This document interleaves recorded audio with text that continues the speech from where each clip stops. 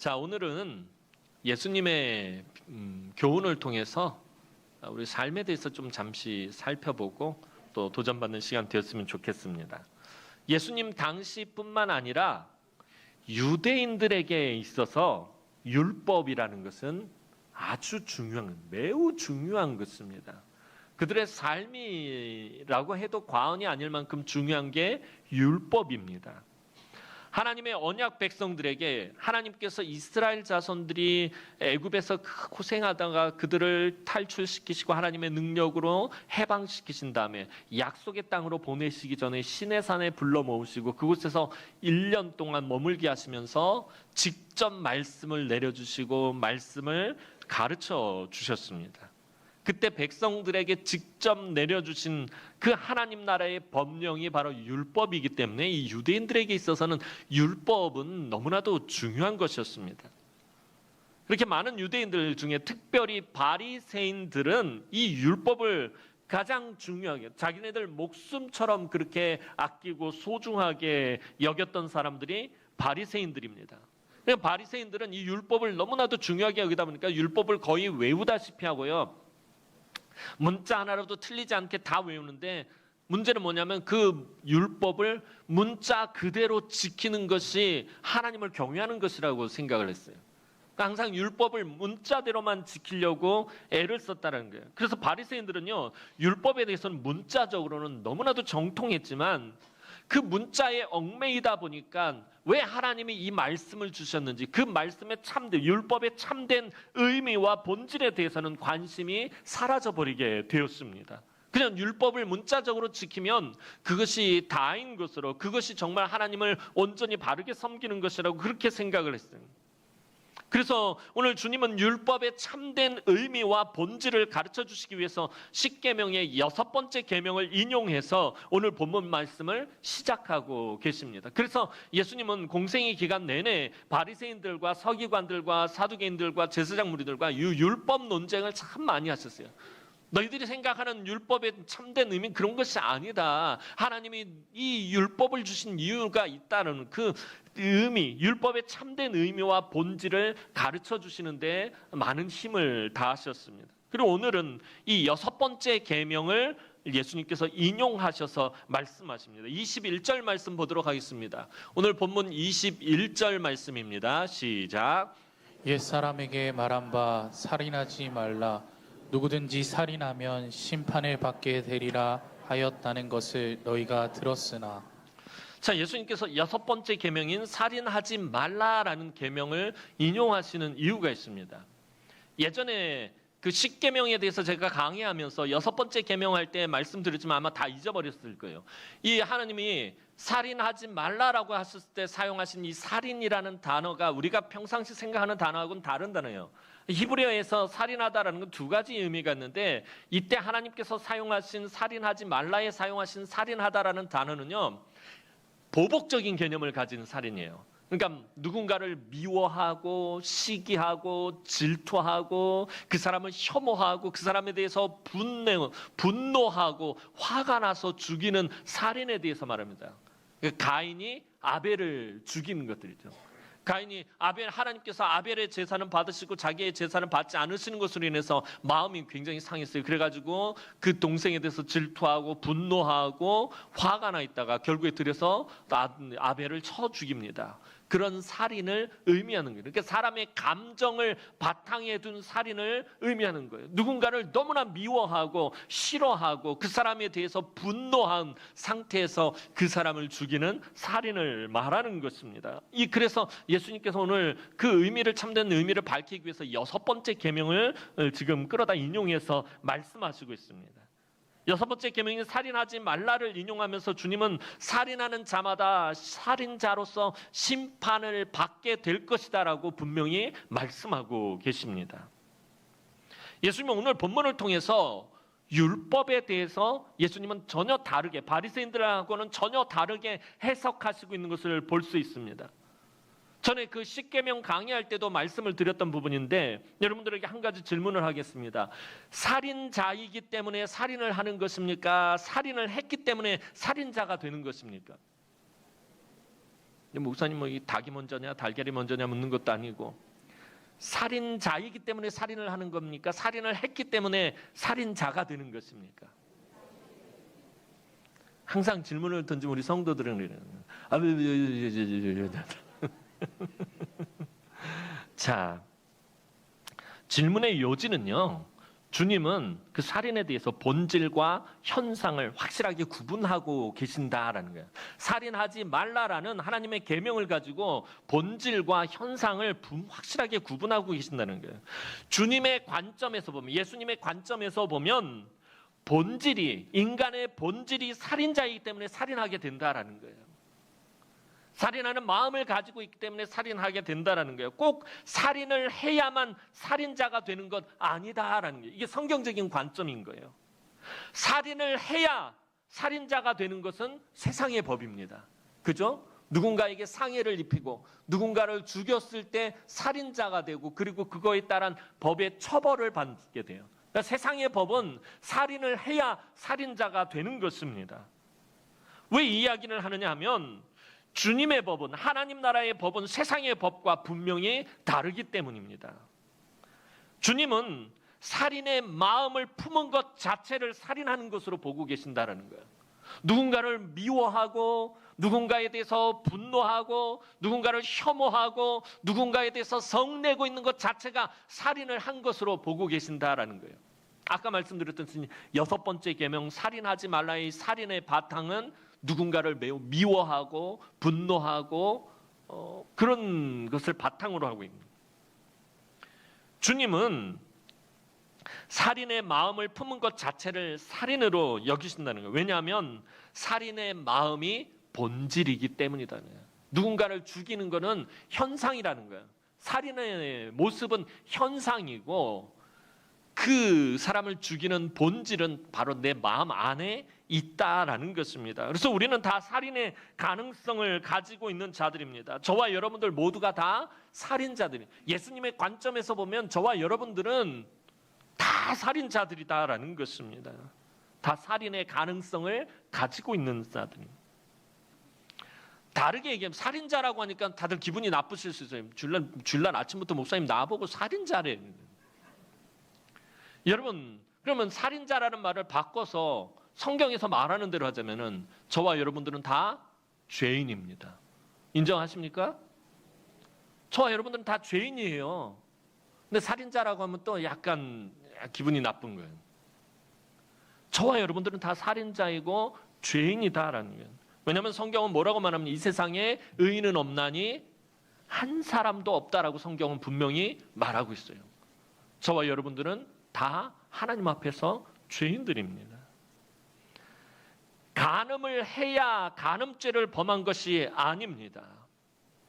예수님 분명히 그 부분을 명확하게 말씀하셨어요. 간음을 해야 간음죄를 범하는 건 아니에요. 그런 간음을 해야만 간음죄가 되는 것은, 간음죄를 범한 것은 이건 바리새인들의 관점이고 바리새인의 법이에요.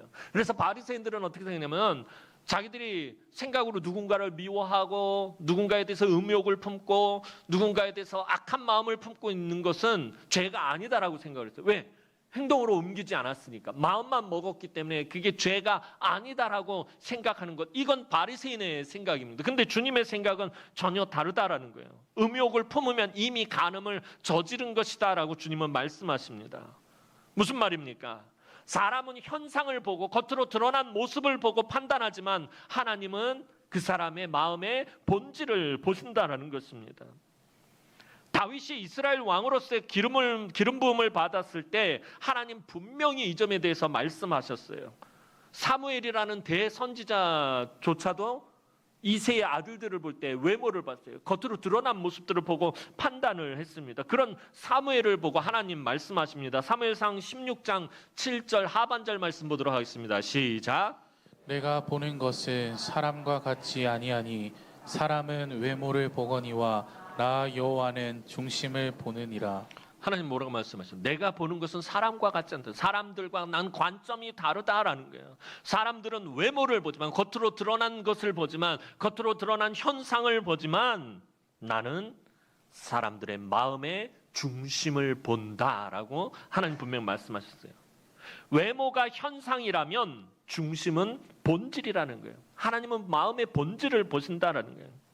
내가 지금 살인을 하지 않고 살인자의 모습이 아니라고 해서, 또 내가 지금 간음을 하지 않고 간음자의 모습이 아니라고 해서, 내가 도적질을 하지 않고 도적놈의 모습이 아니라고 해서 내가 의인이다라고 말할 수 없다라는 것입니다. 우리는 결코 의인이 아닙니다. 저와 여러분은 모두가 살인자요, 강도요, 도적놈이요, 간음자라는 거예요. 하나님의 관점에서 볼 때는 한 사람도 빠짐없이 다 죄인들이다라는 것입니다. 여러분, 오늘 우리가 살아가면서 누군가를 시기하고 미워하는 마음을 자주 갖게 되는 것을 보게 됩니다. 목사님, 저도 그래요. 누군가를 미워하는 마음을 품을 때가 있어요. 누군가를 시기할 때도 있어요. 그런데 그 시기하고 미워하는 마음을 하나님께서 무엇으로 보신다고요? 살인으로 보신다라는 거예요. 미워하고 시기하는 마음이 본질이고, 그 본질은 언제든지 현상인 살인을 불러올 수 있기 때문입니다. 어느 날 사울 왕이 있다가 한 노래를 듣게 됐어요. 막 여자들이 뛰어나와서 춤추면서 하는 노래를 가만히 듣게 됐어요. 사울이 죽인 자는 천천히요, 다윗이 죽인 자는 만만히로다. 갑자기 사울 왕 마음에 무슨 마음이 드냐? 불같은 질투가 끓어오르기 시작을 합니다. 다윗에 대한 질투, 그 전까지만 하더라도 다윗을 얼마나 아끼고 사랑했는지 몰라요. 그런데 갑자기 질투가 불같이 타오르고 시기하고 미워하는 마음이 그 마음 속에서 폭발하기 시작합니다. 그러면서 이미 사울은 살인자가 되어버립니다. 사울왕이 다윗을 미워하기만 했지 다윗을 죽이지 않았다라고 하나님 앞에서 그렇게 말할 수 없다라는 것입니다. 그는 그 미워하는 마음을 얼마 지나지 않아서 행동으로 나타냅니다. 단창을 들어서 다윗을 벽에 그 창으로 박아서 죽이려고 그 시도를 몇 번을 하게 되고요. 그리고 계속해서 사울은 살아생전에 끊임없이 다윗을 쫓아다니면서 죽이려고 하였다라는 거예요. 그런데 다윗은 사울과는 전혀 다른 모습을 보여줍니다. 다윗이 엔게디 황무지 한 굴에서 사울을 죽일 수 있는 절호의 기회가 찾아왔어요. 아무도 없고요. 사울을 호위하는 사람들도 없었고 그냥 바로 그 자리에서 사울을 죽일 수 있었어요. 사울을 죽이면 이제 그 고난의 삶을 다 끝낼 수 있었어요. 도망자의 삶을 끝낼 수 있었고 배고픔과 그 역경과 어려운 모든 삶을 끝낼 수 있는 너무나도 좋은 기회가 있었지만 그는 사울을 죽이지 않고 사울의 옷자락만 가만히 베기만 했던 그 사건을 우리는 이미 잘 알고 있습니다. 그런데 사무엘상 24장을 보면 다윗은 사울의 옷자락을 벤 것으로 인해서 마음이 찔렸다라고 기록을 하고 있어요. 죽이지는 않고 그냥 옷자락만 살짝 베었는데 그게 마음에 너무 찔렸다라는 거예요. 죽일 수 있는 사울을 가만히 살려주었는데 다윗은 왜 양심의 가책을 느끼고 있는 것입니까? 왜 마음에 찔림이 있다고 하는 것입니까? 그것은 다윗이 자신의 본질을 보았기 때문이에요. 겉으로 볼 때는 사울을 죽이지 않았어요. 사울을 마치 용서해 준 것 같고요. 사울을 살려준 것 같아요. 그런데 자기 마음속의 본질을 다윗이 들여다보게 되었어요. 죄악된 자신의 속사람을 보게 되었습니다. 비록 그가 사울을 죽이지 않고 그의 옷자락만 베기는 하였지만 그의 마음 깊은 곳에 보이지 않게 깊숙이 숨겨져 있던 사울을 향한 증오하는 마음과 미움을 보았기 때문에 마음에 찔림이 있었던 거예요. 다윗은 자신이 악한 사람이요 죄인이라는 것을 잘 알고 있었어요. 내 모친이 죄악 중에 나를 잉태했다라고 말해요. 내가 엄마 뱃속에서부터 나는 죄인이었다라고 고백한 사람이 다윗이에요. 그런 다윗이 자기의 마음속 깊은 곳에 살인자로서의 본질을 보게 된 것이에요. 양심의 가책을 느낀 거예요. 찔림이 있게 된 것입니다. 그래서 다윗이 늘 하나님만 붙잡는 삶을 살려고 애썼던 것이에요. 여러분, 우리는 살아가면서 언젠가 한번 부부에 대한 그 설교를 하면서 여러분들한테 드렸던 질문인데 우리가 살아가면서 누구를 가장 미워하면서 살아가는지 아십니까? 그럼 한번 가만히 생각해 보시기 바랍니다. 내가 가장 미워하는 사람이 누굴까? 지금까지 살아오면서 내가 가장 미워했던 사람이 누굴까? 여러분, 아이러니하게도요, 사랑하는 사람을 가장 많이 미워한다는 사실을 알게 됩니다. 내가 가장 많이 사랑했던 사람을 가장 많이 미워한다라는 것을 발견하게 됩니다. 생각해 볼까요? 이 세상을 살아가면서 가장 많이 미워하고 가장 오랫동안 미워하는 사람은요, 아마도 부부일 것입니다. 남편과 아내일 거예요. 아내는 남편을, 남편은 아내를, 어떠한 문제가 생겨서 갈등이 증폭되고 싸우게 되면 그 아내나 남편을 미워하는 마음이 생기게 됩니다. 그런데 이 미워하는 마음은요, 다른 사람을 미워하는 마음보다 더 미워하고요, 더 중독되는 경향이 있다는 거예요. 여러분, 우리가 운전을 하고 가다가 어떤 사람이 갑자기 칼치기를 하면서 앞에 팍 들어오는 바람에 내가 브레이크를 확 밟아서 큰일 날 뻔했어요. 그러면 이 X, Y, Z, 네모, 세모, 동그라미야 막 하면서 앞에 가는 그 차가 미워 죽겠어요. 그죠? 막 화가 나고 불딱지가 나요. 가다가 그냥 확 펑크나 나라 이런 막 말도 하게 되고요. 그런데 그날 저녁쯤 되면 그거 기억 못해요. 다 잊어버려요. 기억이 좀, 그것도 예민한 사람들은 또 뭐 며칠은 기억을 할지 모르겠지만 시간이 지나면 잊어버려요. 그런데요, 남편이나 아내가 아침에 대판 싸우곤 하잖아요. 잊혀지지가 않아요. 오래가요. 계속 미워하는 마음이 계속 들어요. 근데 그 미워하는 마음이 꼬리에 꼬리를 물기 시작합니다. 오늘 아침에 싸웠던 것은 뭔가 가지고 싸웠는데 그거 말고 예전에 있었던 서운하고 섭섭한 감정들까지 다 끄잡아 오기 시작을 합니다. 그래서 미워하는 마음이 더 증폭되기 시작하고요. 그 미워하는 마음이 중독되기 시작을 합니다. 그래서요, 아까 말씀드렸던 것처럼 사랑하는 사람을 가장 많이 미워하게 돼요. 사랑하는 사람이 가장 미워하게 되더라는 것입니다. 부부가 미워하는 마음이 넘쳐나면 이건 남보다 못한 관계가 돼버리는 거예요. 사랑하는 사람이 미워하게 되면요, 원수보다 더 미워하게 된다라는 것입니다. 부부지간만 그럽니까? 부모 자식 간에도 마찬가지예요. 부모 자식 간의 관계가 얼마나 귀한 관계입니까? 그런데 서로 미워하기 시작을 하면요, 부모 자식 간의 관계도 원수같이 변해버리는 거예요. 사랑하는 친구 간에도 그래요. 평생을 같이 했던 정말 중마고 친구들 미워하기 시작을 하면요, 세상에 가장 미운 원수가 되어버린다는 거예요. 오늘 우리가 살아가면서 정말 얼마나 많이들 다투고 싸우고 미워합니까? 여러분, 지금까지 살아오면서 얼마나 많이 미워했고 또 얼마나 많은 사람들을 미워했습니까? 사랑하는 친구들, 사랑하는 이웃들, 사랑하는 가족들, 그리고 사랑하는 우리 남은교회 교우들 사이도 그러합니다. 얼마나 많이 시기하고 미워하고 다투고 싸웁니다. 틈만 나면 서로 상처를 내려고 했습니다. 서로 상처 주려고 그러고요. 틈만 나면 우리 입에서 나오는 말이 뭐죠? 제가 우리 교회뿐만 아니라 서울에서 사역할 때는 성도들에게 제일 많이 들었던 말이 뭐냐면, 목사님 저 은혜 받았어요. 목사님 저 너무 감사해요. 이 말이 아니라, 목사님 저 상처 받았어요. 목사님 저 상처 받았어요. 저 누구에게 상처 받았어요. 또 장로님에게 상처 받았어요. 저 권사님에게 상처 받았어요. 상처 투성인 게 다 서로에게 상처를 주지 못해서 안달이 난 사람들 같아요. 얼마나 많이 시기하고 미워하고 질투하고 다투고 싸우고 상처를 주고요. 그런데 여러분들, 분명한 거, 오늘 주님이 우리에게 말씀하시는 것은요, 하나님은 현상을 보시지 않고 본질을 보시는 분이시다라는 것을. 겉으로는 사랑하는 사이지만, 겉으로는 화목하지만, 겉으로는 웃고 있지만, 겉으로는 거룩한 척하지만 그 속에는 악독과 미움과 증오와 거짓과 게으름이 가득 차 있는 우리의 본질을 하나님은 보신다라는 것입니다. 온갖 더럽고 추악하고 간악한 것으로 가득 찬 우리의 속사람을 불꽃과 같은 눈으로 지켜보고 계신다라는 것입니다. 주님은 우리의 삶에 있어서도 본질을 보시는 분이십니다. 내 삶이 왜 지치고 곤고하고 낭망하고 힘들어하는지 살펴보면 결국에 내 안에 속사람에게 문제가 있기 때문입니다. 내 지금 삶의 그 현상이 문제가 아니라 내 삶의 안에 있는 본질에 문제가 있다는 것입니다.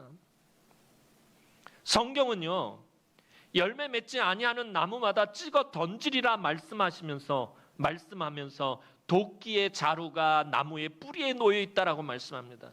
예전에 세례 요한의 이야기를 하면서 말씀을 드렸어요. 마태복음 3장 10절 말씀 보도록 하겠습니다. 마태복음 3장 10절 말씀입니다. 시작.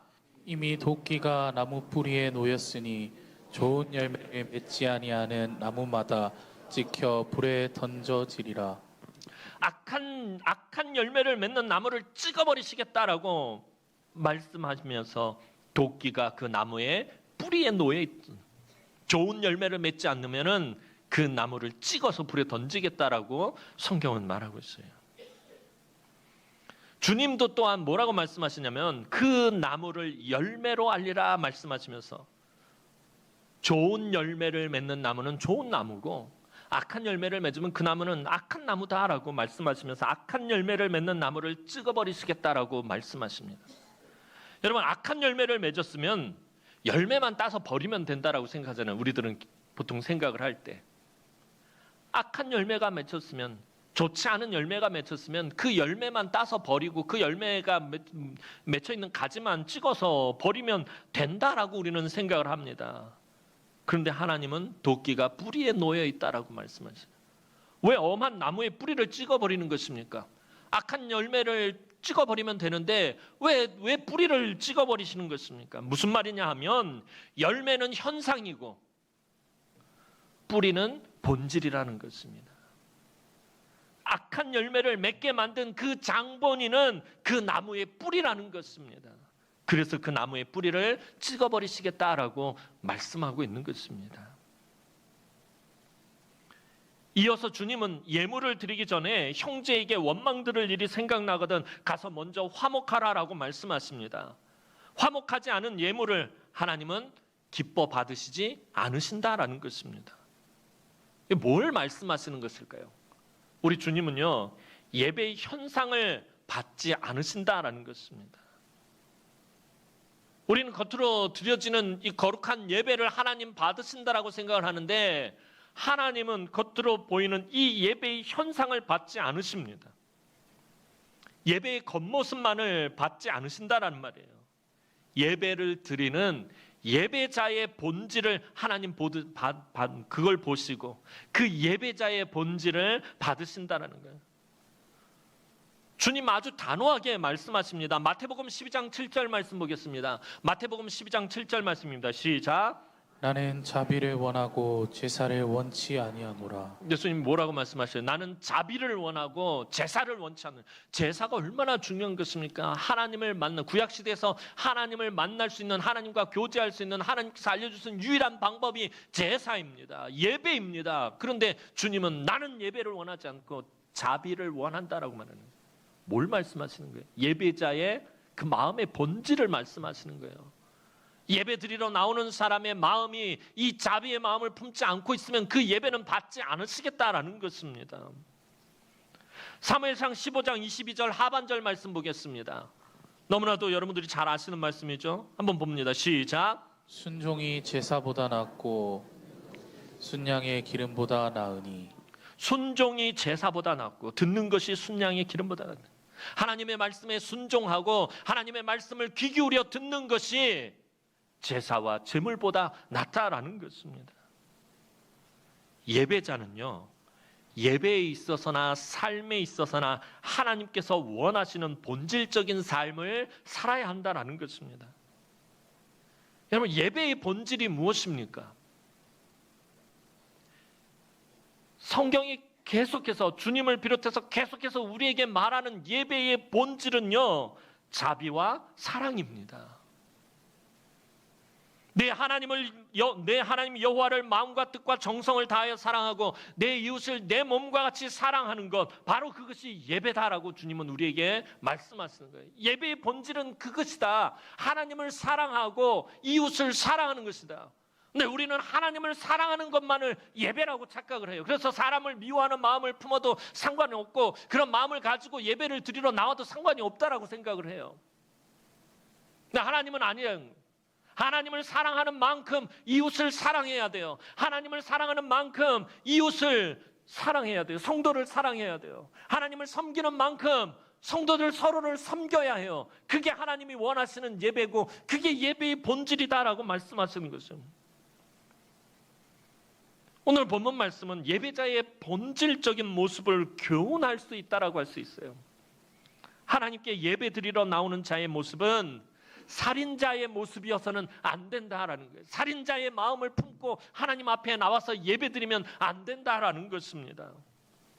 오늘 주님은 살인하지 말라는 율법의 말씀을 하신 뒤에 이상한 교훈을 또 주십니다. 22절 말씀 보도록 하겠습니다. 오늘 본문 22절 말씀입니다. 시작.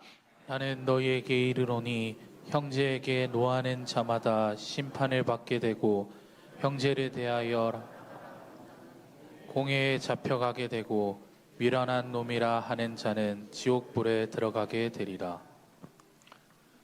여러분, 이 말씀은 우리가 참 잘 붙잡고 신앙생활을 해야 돼요. 노하는 것, 성내는 것도 마음속에 살인 행위로서 하나님의 계명을 어기는 것이므로 심판을 받아 마땅하다라고 주님 분명히 말씀하고 있다는 거예요. 사람들을 향해서 성내고 사람들을 향해서 분노하고 사람들을 미워하는 것, 그 자체가 살인이다는 거예요. 라가라 하는데 이 라가라는 말은 히브리 욕 중에서 최고의 욕이라고 합니다. 이 라가라는 말은 이거는 써서는 안 될 욕이 이 라가라는 말인데요. 이거 우리나라 말로 번역을 하면 바보, 의외의 뭐예요? 돌대가리 뭐 이런 거예요. 조금 더 심하게 얘기하면 이 미친놈아라고 말하는 게 이게 라가라는 거예요. 야, 이 바보야라고 하는 거예요. 뒤에 나오는 미련한 놈 이러는 그 형제를 향하여 미련한 놈이라고 할 때 이 미련한 놈과 라가 같은 말인 거예요. 예수님은요, 사람의 마음의 상태를 가장 중요하게 여기셨어요. 비록 형제를 미련한 놈이라고 부르는 것이 겉으로 보기에는 그리 큰 잘못이 아닐지도 몰라요. 미련한 짓을 하니까 아유 저 미련한 것 이러는. 미련한 놈을 보고 미련한 놈이라고 부르는 것이 겉으로 보기에는 그리 큰 잘못이 아닐지 몰라도 사람의 중심을 보시는 하나님의 의로우신 기준에 따르면 이미 형벌을 받아 마땅한 죄를 범한 것이 된다라고 주님은 말씀하고 계신다라는 거예요. 왜냐하면 사람이 입으로 미련한 놈이라고 말한 것은 그 마음 속에 있는 것을 말한 것이 되기 때문이에요. 난 그런 마음으로 말한 거 아닌데 라고 생각할지 모르겠어요. 그런데 하나님은 그렇게 받아들이지 않으신다는 거예요. 입술의 열매는 마음의 뿌리에 기반을 두고 있다는 거예요. 하나님 그런 관점에서 바라보시는 거예요. 그래서 제가 우리 교회 와서 참 많이 했던 설교 중에 하나가 우리 말 조심합시다라는 설교 되게 많이 했을 거예요. 다른 사람 말하는 거, 성목사가 제일 싫어하는 게 뭐죠? 다른 사람 말하는 거예요. 제 앞에 와서 다른 사람 허물을 끄잡아내고 다른 사람 흉을 보고 다른 사람에 대해서 막 말하는 것이 제일 싫어요. 그래서 절대 그러지 맙시다라고 제가 우리 교회 와서 처음부터 지금까지 했던 말들이 그거예요. 우리 교회가 꼭 그랬다는 건 아니고요. 우리 성도들은 얼마나 착한지 저한테 와서 남 얘기한 사람 한 사람도 없어요. 저한테 와가지고 다른 사람 욕한 사람 한 사람도 없어요. 다른 사람 흉 본 사람도 한 사람도 없어요. 왜 성경은 우리 입술의 열매는 마음의 뿌리에 기인하고 있다는, 내가 하는 말은 현상인데 그 현상이 어디에 기인하고 있다고요? 내 마음에 기인하고 있다는 거예요. 미련한 놈이라고 말한 거는 이미 내 마음속에 그것을 품고 있기 때문에 그 기인한 것에서 시작된다라는 것입니다. 여러분 마태복음 12장 34절 하반절 분명히 주님 말씀하고 있어요. 마태복음 12장 34절 하반절 말씀 보겠습니다. 시작. 이는 마음에 가득한 것을 입으로 말함이라. 무엇을 입으로 말한다고요? 마음에 가득한 것을. 그럼 마음에 가득한 것을 입으로 말한다는 거예요. 저 사람 미워. 미워도 다시 한번 마음속에 미워하는 마음이 가득한 거예요. 그 마음속에 있는 것, 그 마음에 가득한 것을 입으로 말하는 거예요. 그래서 제가 맨날 여러분들한테 부탁하는 게 그렇잖아요. 우리가 주일날 교회에서 만나면 반갑고 그냥 집사님 권사님 보면 제 맨날 아이고 우리 예쁜 권사님들, 우리 예쁜 집사님들, 우리 멋있는 장로님들, 멋있는 집사님들. 그러면 제 마음속에는요 그 마음이 가득한 거예요. 우리가 서로 만나면 예배 시작하기 전, 설교 시작하기 전에도 항상 서로를 축복하고 반갑다라고 말하는 게 뭐예요? 서로를 축복하라는 게 뭐예요? 내 안에 축복이 가득하다라는 걸 의미하는 거예요.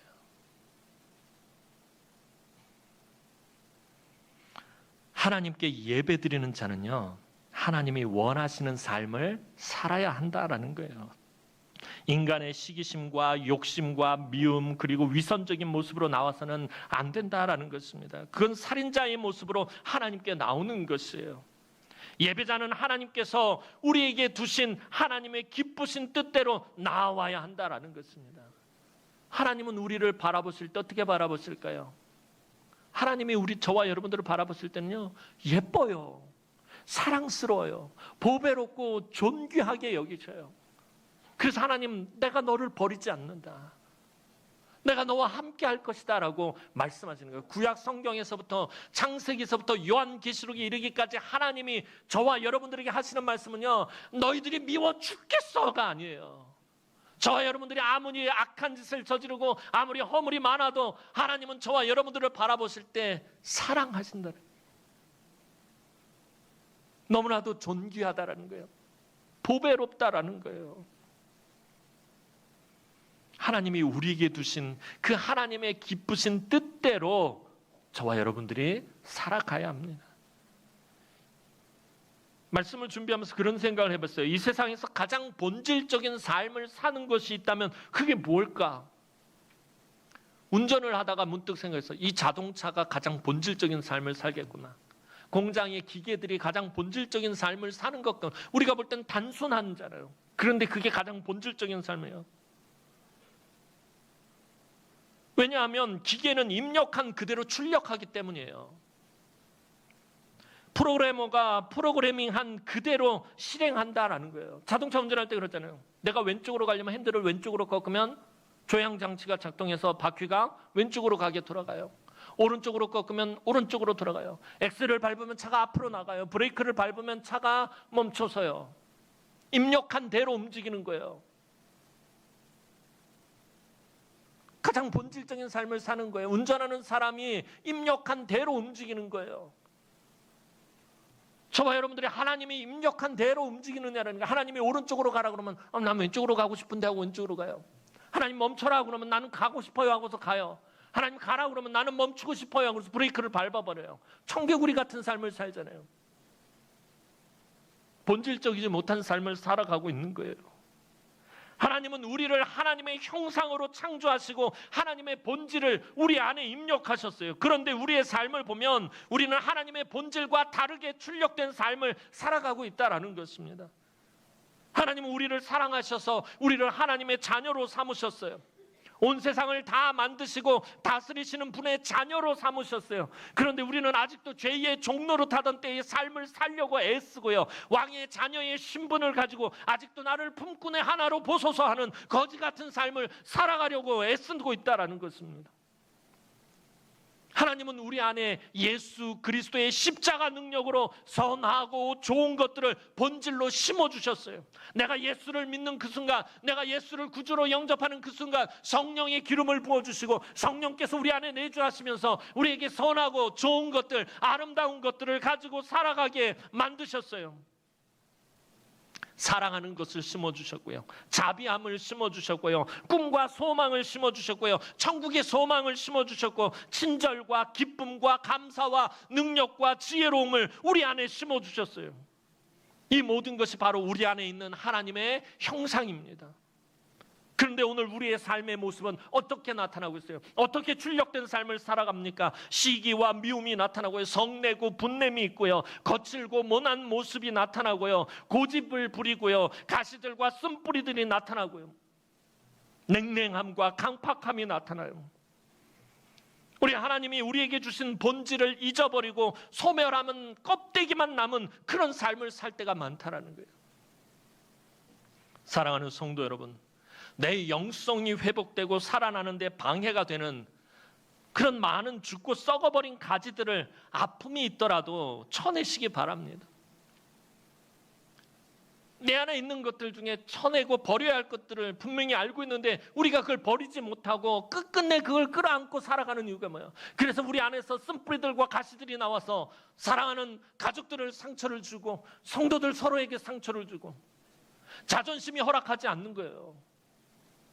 내가 잘못됐다라는 것, 내가 본질적인 삶을 살지 못한다라는 것을 내 자존심이 그걸 용납하지 못하는 거예요. 그래서 그걸 쳐내지 못하는 거예요. 여러분, 자존심 버리지 않으면 여러분 우리가 온전한 신앙생활 할 수 없어요. 주님은 하늘의 영광과 하늘의 보좌를 다 버리시고 이 낮고 천한 곳까지 사람의 몸을 입고 내려오셨어요. 주님이 자존심을 챙기셨다면, 주님이 자존심을 내세웠다면 우리들 가운데서 구원받을 사람이 누가 있고 우리들 가운데서 하나님의 자녀가 될 사람이 누가 있겠습니까? 주님은 모든 걸 다 버리셨어요. 그런데 우리는 왜 쳐내지 못하는 거예요? 그 작은 자존심 하나 버리지 못하는 거예요. 사랑하는 성도 여러분, 하나님이 나에게 심어 놓으신 본질이 회복되는데 방해가 되는 것이 있다면 자존심부터 내려놔야 돼요. 그 현상들을 버리기 바랍니다. 오늘 하나님께서 우리에게 하신 살인하지 말라라는 말씀이 주는 의미가 도대체 무엇입니까? 본질적인 삶을 살라는 것입니다. 그리스도인으로서 하나님의 존귀한 자녀로서의 본질적인 삶을 살라라는 것입니다. 하나님이 사람을 만들어 놓고 하셨던 말씀이 뭐예요? 다 보시고서는 보시기에 심히 좋았더라. 하나님 창조하신 다른 것들은 좋았더라라고 표현했는데 사람을 보시고서는 심히 좋았다라고 말씀하셔요. 우리가 하나님 보시기에 좋았더라라는 삶을 살아가라라는 것입니다. 하나님께서 우리에게 입력하신 주신 것을 출력하면서 살아가라는 거예요. 그것을 방해하는 것이 바로 사단이에요. 사단이 우리의 심령에 하나님의 우리에게 심어놓은 그 본질적인 삶을 살지 못하도록 방해하기 위해서 사단이 심어놓는 것들이 있어요. 그게 뭐예요? 이기심이에요. 욕심이에요. 탐심이에요. 고집이에요. 사단이 우리의 심령에 이기심과 욕심과 고집을 입력하지 못하도록 해야 한다라는 것입니다. 사단이 악한 것을 입력하면 우리의 본질이 왜곡되어집니다. 우리를 살인자요, 강도요, 간음자로 살아가게 만들어버린다라는 것입니다. 사단의 입력을 막는 것, 사단이 우리 심령의 이기심과 욕심과 고집과 자존심을 심지 못하게 막는 길은 우리 삶의 작은 경건이에요. 우리가 왜 경건한 삶을 살아가야 하는 것입니까? 사단이 우리의 본질을 왜곡하지 못하도록 막는 것은 그 작은 경건에 있기 때문에 그렇다는 거예요. 그 경건의 능력을 통해서 하나님께서 우리 안에서 역사하시고요, 그 경건의 능력을 통해서 하나님이 우리의 본질을 바로잡아 가십니다. 여러분, 경건의 모양을 말하는 것이 아니에요. 경건의 모양은 현상이에요. 경건의 능력을 성경은 분명히 말하고 있다는 거예요. 경건의 모양이 아니라 경건의 능력으로 살아가야 한다는 거예요. 그래서 우리가 경건의 능력을 붙잡아야 합니다. 그럼 이 경건의 능력이 도대체 뭐냐라는 거예요. 제가 여러분들 귀가 닳도록 드렸던 말씀이 뭐예요? 우리에게 경건의 능력을 제공하는 것은 오직 말씀과 기도뿐입니다. 말씀과 기도만이 경건의 능력이 되는 것이에요. 이 말씀과 기도가 사단이 우리의 본질을 왜곡하지 못하도록 막아낸다는 거예요. 그래서 하루에 여러분들 담은 5분이라도 말씀을 읽고 묵상하고 5분이라도 기도하는 사람은 사단이 어쩌지 못하는 거예요. 이 경건의 능력이 말씀과 기도에 있기 때문에요. 이제 여러분들 다 외우셨을 거예요. 디모데전서 4장 5절 말씀 보겠습니다. 디모데전서 4장 5절 말씀입니다. 시작. 하나님의 말씀과 기도로 거룩하여집니다. 무엇으로 거룩해진다고요? 말씀과 기도로 거룩해지는 것입니다. 사랑하는 성도 여러분, 이 험한 세상에서 살아가면서 여러분을 늘 미혹하고 낙심하게 하는 이 세상을 살아가면서 이 세상에 절대로 밀리지 마시기 바랍니다. 이 세상에 여러분들의 마음을 내어주지 마시기 바랍니다. 세상과 당당히 맞서서 여러분들 사시기 바랍니다. 그렇다고 무례하거나 막가자는 것 아니에요. 예수 믿는다고 하면서 막가파식으로 살면 안 돼요.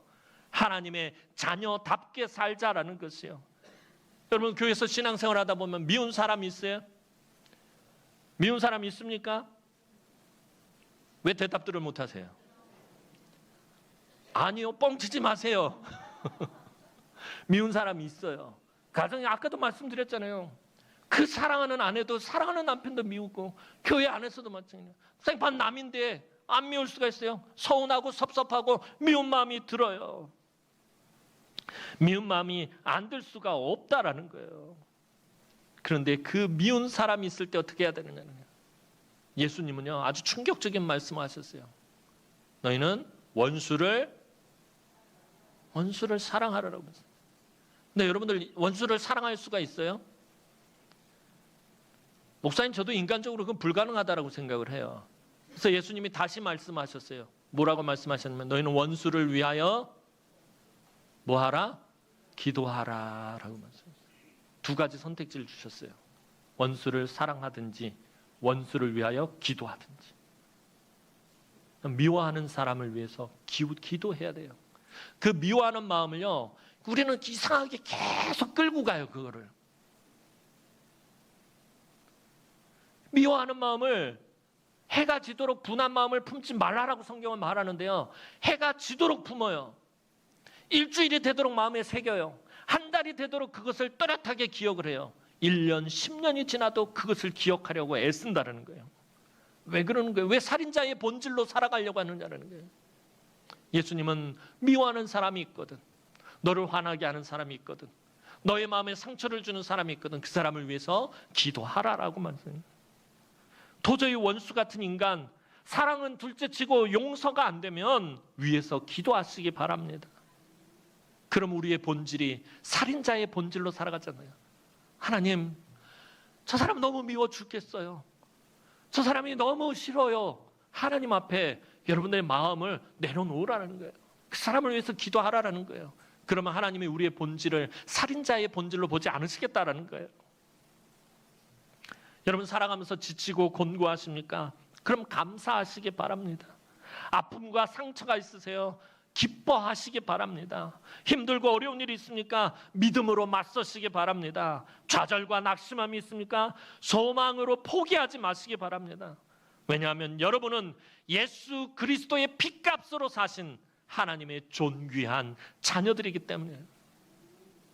여러분 이제는 죄인이 아니에요. 이제는 살인자가 아니에요.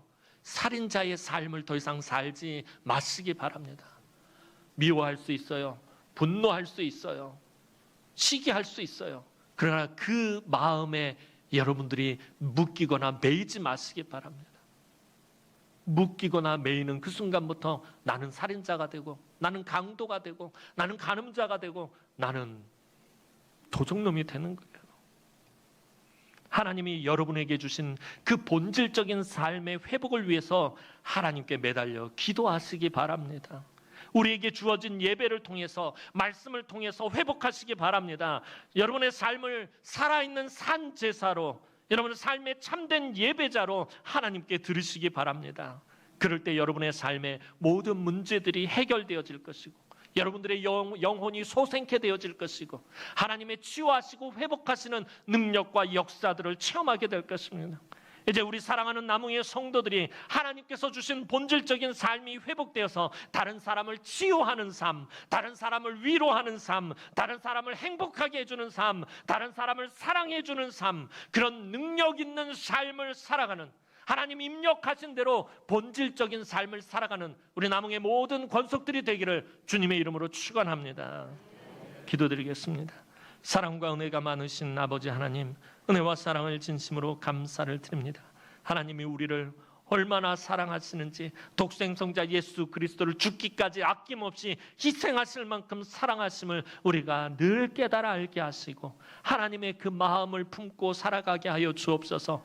때로는 하나님, 우리가 연약한 인간인지라 살아가면서 상처도 받고 남을 미워하게 되고 또 시기하게 되고 질투하게 되고 분노하게 되고 성을 낼 때가 있습니다. 하지만 하나님, 그것으로 내 아버지 하나님 마음을 빼앗기지 않게 하시고, 하나님 나에게 주신 그 본질적인 삶이 왜곡되지 않게 하시고, 악한 원수 마귀가 우리의 마음을 빼앗아가지 못하도록 하나님 지켜 주옵소서. 날마다 우리의 마음이 하나님을 향하게 하시고 예수 그리스도를 조금씩 닮아가고 성화되어질 수 있도록 하나님 은총을 베풀어 주옵소서. 감사를 드렸고 예수님의 이름으로 기도하옵나이다. 아멘.